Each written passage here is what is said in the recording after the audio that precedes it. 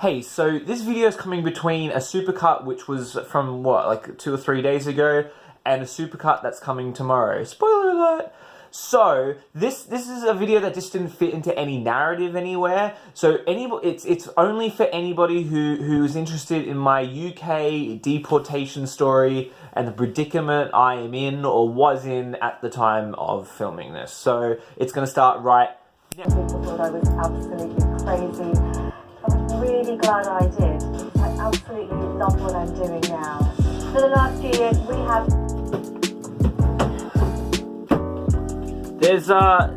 There are a couple of immediate goals. So when I started this year, like any year, I had plans in mind, and this is probably the biggest plan, but it's now the 1st of March, and I haven't really achieved any of those goals, and I don't even see myself sort of making progress. Here are the 2 immediate goals that I've been working toward since last year. The first is to get a job. The second is to go see Megan in Glasgow, who is my girlfriend. But the second one very much depends on the first one, and it's not because of money. At the beginning of last year, I was deported from the UK. Let me explain. And the reason it needs to be explained again is because I didn't do a very good job of explaining in the Europe vlogs. Even though I was doing a vlog, I really skated over it and then came home. So, here we go. In the 6 months that I was in Scotland, I left and re-entered the UK about 3 times. And that was too many times. In January of 2017, Megan and I, we went to Italy. I vlogged about it. You can go back. There'll be a card up the top of the screen here somewhere. That was great, but then trying to re-enter the UK was a little sketchy. They took me aside for an hour. They interviewed Megan. They were really suspicious of where I was getting money from, whether or not I was staying in the UK just to be with Megan, if I was ever gonna leave.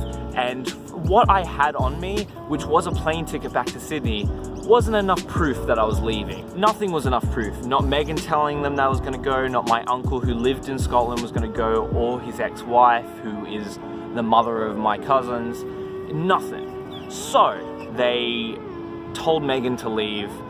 They hauled me off to, I guess, a small jail, not with the bars, and it wasn't like, you know, there was a dude there. It was basically just sort of like a nice room that I couldn't leave. It was a room with a TV, and they fed the shit out of me. But before I got into that room, they took my phone off me, they took my wallet. I had nothing but a book, a pen and paper, which I wrote, I read, and I watched Trump's inauguration live. I speak to them in an interrogation room on and off. It's all very, let's look at Ryan's entire history of travel in the last year and let's use it against him. And everything he said, let's turn that around and use it against him as well. 8 hours pass. Nobody's heard from me still. My uncle doesn't know where I am. Megan doesn't know where I am. I don't know where she is. I think she's probably gone home. And I demand that I at least speak to her and find out and just let her know that I'm okay and what's going on, that I'm not dead, because honestly, I fell off the grid. I was off the grid for 8 hours. I tell her I'm okay, blah, blah, blah, blah, blah, that she's still in the airport and she's been waiting in a Costa Coffee for me just outside Arrivals for the whole 8 hours. It was very sweet. 2 hours pass. They take me into a room, the same interrogation room, and basically I get asked to leave. So I wasn't technically, legally, I wasn't deported. I got asked to leave on my own accord, or I would be deported. I had to leave within 6 days, 6 or 7 days of this incident, or they would be coming for me, basically. They took my passport, so I couldn't leave any other way. I couldn't leave through Glasgow airport. I couldn't leave through any other airport except for Edinburgh. The guy who was interrogating me, I'm fucking pretty sure his name was Officer Sweet or Officer Nice or something that he wasn't, essentially, because he was the coldest motherfucker. I think at the time I took it in and I thought I'll joke about it later, and I completely forgot. I'll have to go look at the paperwork again. And basically then I came back to Sydney about 7 days later. and that wasn't cheap. Rescheduling a flight at such last notice, coming back to Sydney in the dead of summer, when everybody's come to Australia, is not the best. Basically, as it stands now, I wasn't actually deported. I'm not banned, I'm not blacklisted. It's fine, alright? Which is what brings us to the present now and why it's still relevant. In order to re-enter the UK though, it will be a little tricky, and this time I'm gonna have to prove that I have something to come back to in Australia, because this was what the main problem with the first time was. Hence why the second option of visiting Megan very much relies on me, on the first option of me having a job. However, why I'm making this video right now, why I felt prompted to make this video, is because in the span of 2 months, I've put out 50 or 60 applications. I've gotten one interview out of it, which I didn't go to because I didn't want the job. And that's a problem. That is a symptom of this not working. Whatever I'm doing is not working. I am gonna try a few new tacks, and I'm gonna try a few different methods of getting a job. I'm not just gonna keep doing the same thing.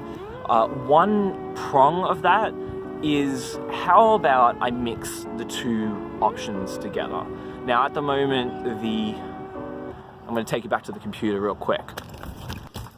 And that brings me back to what I was looking at before, the BBC website. The BBC and ITV, which is another broadcast and media organisation in the UK, are both offering traineeships this year.